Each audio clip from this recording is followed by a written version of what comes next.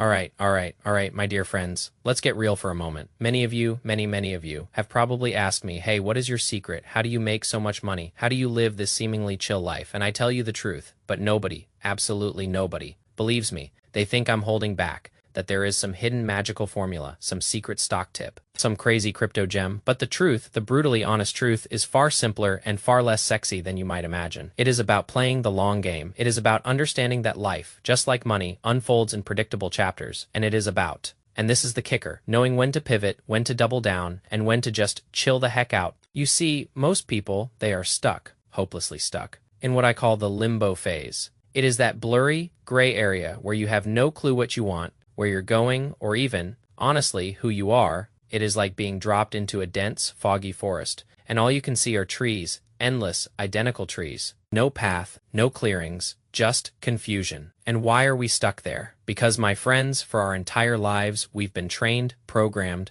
to follow a script, a meticulously laid out path by someone else. School, career, marriage, house, kids, retirement, blah blah blah. It is all so linear, so predictable. Just like the results you got in school, you do this. You get that simple, right? And that gives us a false sense of security, a warm, fuzzy blanket of certainty. But here is the thing. If you want unconventional results, if you want to break free from the matrix, you have to live an unconventional life. And that, my friends, is where the trouble begins. Because when you step off that, well-trodden path, when you start feeling lost, when that comfortable certainty vanishes, your brain, bless its little cotton socks, screams, danger, bad sign, go back to safety, and what do most people do? They jump ship. They scurry back to the comfort of the system, back to the life that was planned for them, a life that, frankly, only cares about its own benefit, not yours. And that, my dear viewers, is probably why you're here. Watching this, you hate, absolutely hate, the thought of ending up like everyone else, blending into the beige wallpaper of conformity. You crave something more, something different,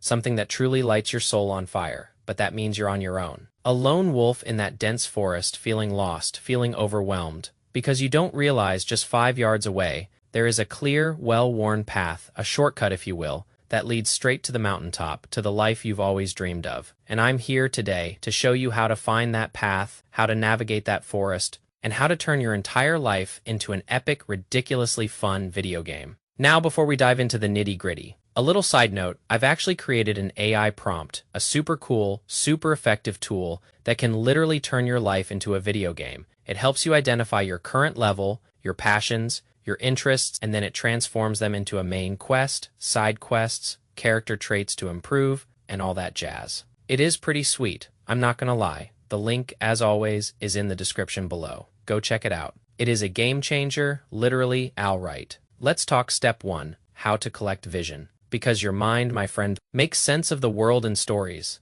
That is why you feel lost, because you don't know what story you're living out. Or even worse, you're living out a story that someone else, your parents, society, your boss assigned to you, and you can feel that misalignment, that nagging discomfort, deep in your soul. It is like wearing shoes 2 sizes too small. It just doesn't feel right. The hardest part about taking back control of your life is collecting the right puzzle pieces until just the right amount of vision forms, where you have enough clarity to act with unwavering confidence. And at first, oh boy at first, that puzzle looks like a jumbled, chaotic mess. Your brain, bless its little heart, can't make sense of it. You get stressed, you worry, which of course leads to a narrow, negative mind, making it painstakingly difficult to notice new opportunities. That is why you feel stuck, trapped, like a fly in amber. So, here is step 1, a little counter. Intuitive, I know, but trust me on this. Give yourself permission, absolute, unequivocal permission, to allow your life to get worse. Yeah, you heard that right. Worse. Now, if that caught you off guard, let me explain.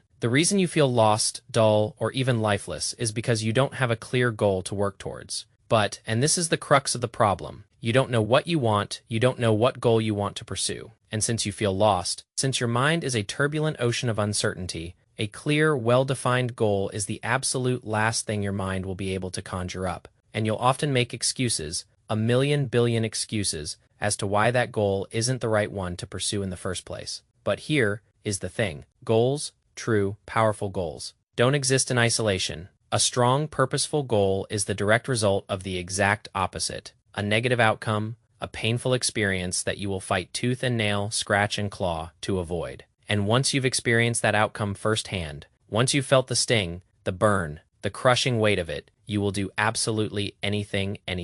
To not relive it, you need a problem to solve. My friend, you need an enemy to attack. And when you have something to avoid, something truly dreadful to sidestep, your goal, your true goal, increases in both gravity, pulling you towards it with an irresistible force, and clarity shining like a beacon in the darkness. So that right there is where you turn your focus. Ask yourself, honestly, brutally, honestly, if I keep doing the same things day in, day out, where will my life end up? Sit with that thought, truly, deeply, profoundly sit with it. Let it consume your mind. Let it gnaw at your insides. Because when that uncomfortable truth starts to take over, when the sheer dread of that potential future becomes unbearable, your mind, my friend, will become hungry, ravenously hungry, to learn, to experiment, to grow. It is like hitting rock bottom. But in a good way, it is the catalyst for change. Now step 2, how to change your mind, because you act the way you do right now. Because believe it or not, you already have a goal. That is how the mind works. It is a goal-striving machine, a finely tuned instrument that perceives the world in a way that allows it to collect useful information to achieve that goal. The problem, the big, fat, glaring problem, is that you're unconscious of the goal you're pursuing.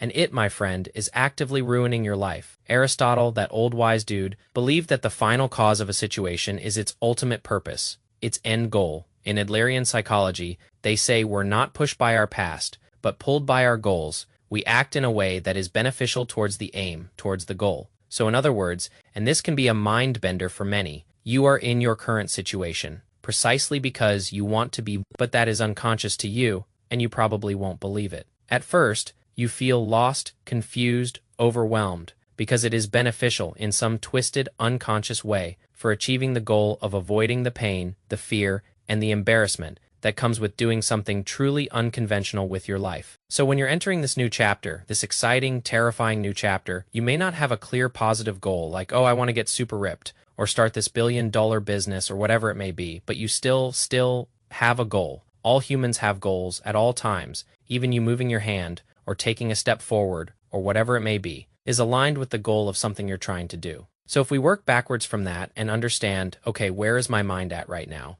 What actions am I taking right now? What unconscious goal does that align with? And for most people, the ones who feel lost, who come up with all these excuses, their unconscious goal, the one they're not even aware of, because they want to avoid the pain, the discomfort, the sheer terror that comes with change. And the sooner, my friend, the absolute sooner you become aware of that, the sooner you can change the goal that your mind is operating on to be one that is more positive, more empowering. But the good thing here, the really good thing, is that with step 1, we've already primed our mind for change. We've gained complete, undeniable awareness of what we don't want in life by doing what we're currently doing now. To change your mind completely, utterly, and irrevocably, you need to immerse yourself in new sources of information to discover the missing puzzle pieces that lead to crystal clear clarity, read new books, talk to new people, follow new accounts. Visit a place you've been wanting to go on a long walk and throw on a podcast, take a course on a new skill to enhance your career, or, gasp, start a business, or, and this is where it gets really interesting, you can knock out 2 birds with 1 stone, because I recently, your favorite financial guru, released a mini course, a super practical, super powerful mini course, on how I systemize my life with AI, which teaches you how to create a focus coach or a tribe of mentors to enhance your thinking, or how to enhance your content writing, or your marketing, or your copywriting. But the thing here is you can both use AI in this sense to get unstuck, to blast through those creative blocks, and you can use it to learn a brand new skill, right? So you can literally knock out 2 birds with 1 stone. There is a link in the description for that too. Now, it doesn't really matter what information you consume, as long as it is something that has the potential to spark change. A tiny flicker, a small ember that can ignite a roaring fire. Because when your mind is in a state of wanting to avoid the current dismal trajectory of your life, when it is actively seeking a new goal, this, my friend, is when true learning occurs.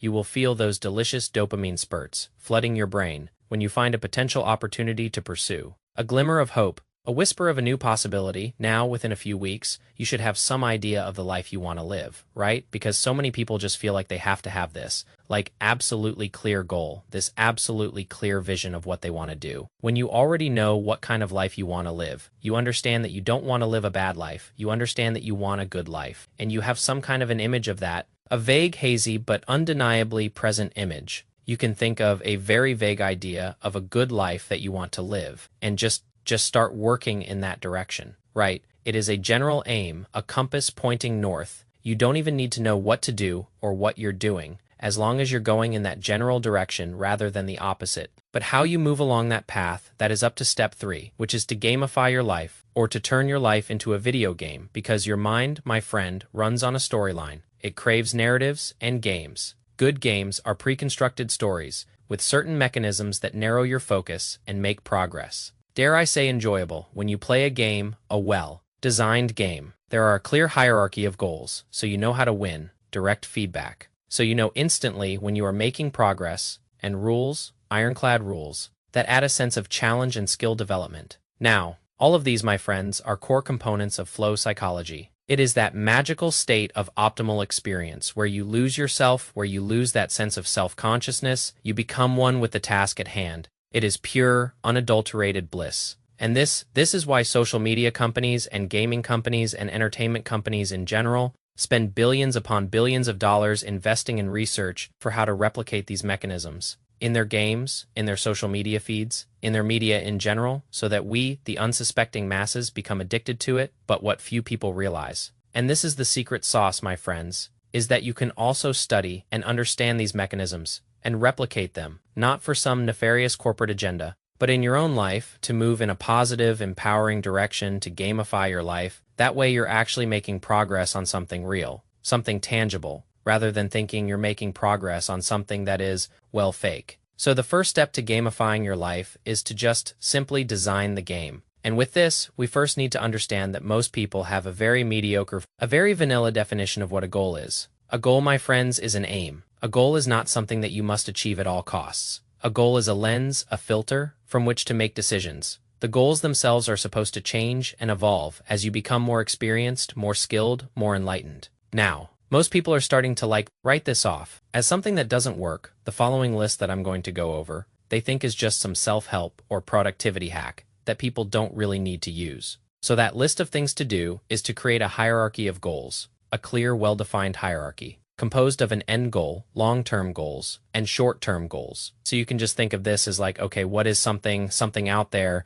that I would want? What is a 1-year goal that I can achieve to help me get there? What about a 1-month goal, a 1-week goal? And then we can break it down further from there. Micro goals, daily quests, you get the picture. The next thing, absolutely crucial, is to create the rules of the game you're playing. So what are you not willing to sacrifice in your life to make progress toward the end goal? Do you not want to sacrifice your health or your relationships, or do you not want to work long hours? And this, my friends, this adds constraints.